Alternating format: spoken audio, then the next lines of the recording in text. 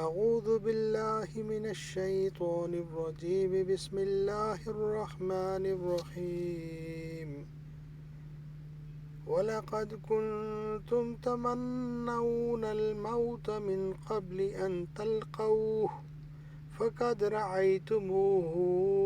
وَأَنْتُمْ تَنْظُرُونَ۔ سورہ آل عمران آیت نمبر 143۔ حوالہ تفسیر ابن عباس۔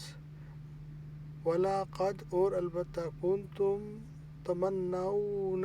تم تمنا کرتے تھے موت من قبل سے قبل ان کہ تلقوہ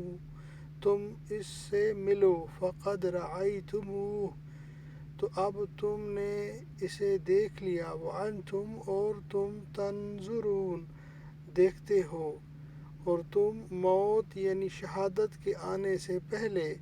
اس کی تمنا کیا کرتے تھے سو تم نے اس کو آنکھوں سے دیکھ لیا۔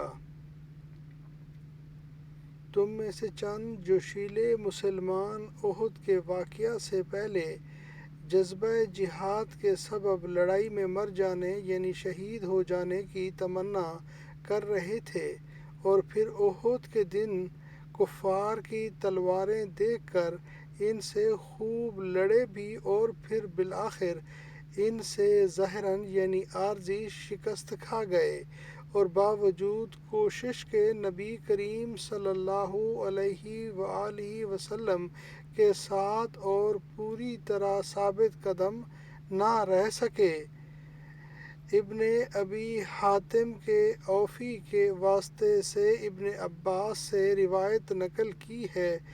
کہ صحابہ کرام میں سے کچھ حضرات کہتے تھے کاش ہم کفار کو پھر اس طرح قتل کریں جیسا کہ بدر کے دن قتل کیا تھا اور کاش بدر جیسا دن پھر پیش آئے اور اس میں ہم کفار کو تہ تیغ کریں اور بہت زیادہ ثواب کمائیں یا شہادت اور جنت حاصل کریں یا زندگی اور مال غنیمت حاصل کریں۔ چنانچہ اللہ تعالیٰ نے احد کے دن کا مشاہدہ کرا دیا اور اس میں ان حضرات کے سوا جن کو اللہ تعالیٰ نے ثابت قدم رکھا کہ کوئی نہ جم سکا، اس پر اللہ تعالیٰ نے یہ آیت نازل فرمائی۔ صدق اللہ العظیم۔ اللہم صلی علی محمد وعلی آل محمد کما صلیت علی ابراہیم وعلی آل ابراہیم انکا حمید مجید۔